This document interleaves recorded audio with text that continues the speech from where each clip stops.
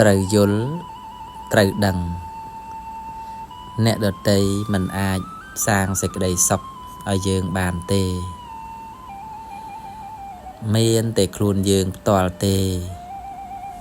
ទើបអាចសាងសេចក្តីសុខឲ្យខ្លួនឯងបានឧបមាដូចជាការសិក្សារៀនសូត្រឬដូចជាការបរិភោគអាហារដូច្នោះការសិក្សារៀនសូត្របើយើងចង់ចេះយើងត្រូវខំរៀនទើបយើងចេះយើងមិនអាចទៅពឹងគេឬក៏ទៅជួលគេ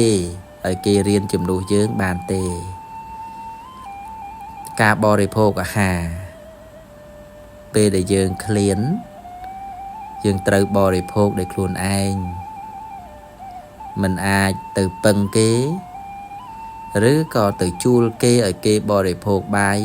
ជំនួសយើងហើយយើងឆ្អែតនោះឡើយ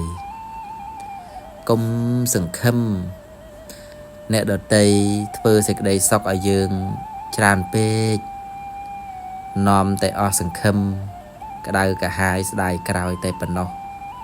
ត្រូវសាងសេចក្តីសុខដោយខ្លួនឯងផ្ទាល់សូមអនុមោទនាណាទៀតណាអនុមោទនា